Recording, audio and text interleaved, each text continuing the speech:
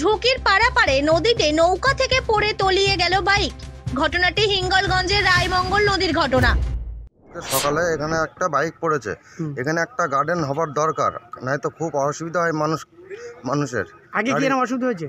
হ্যাঁ, আগেও অনেক অসুবিধা হয়েছে, অনেক বাইক জলেও পড়ে গেছে।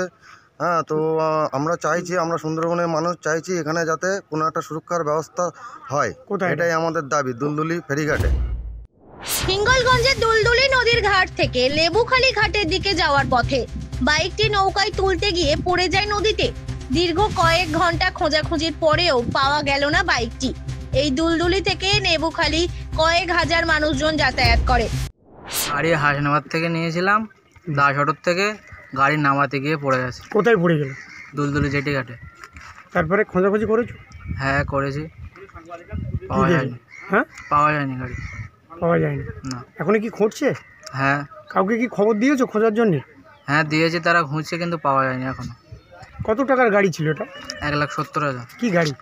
Pulsar N160। কোথায় বাড়ি আপনাদের? বাড়ি দেউলে। বাইক সহ সাইকেলে পারাপার করতে গিয়ে প্রায়শই ঘটে দুর্ঘটনা।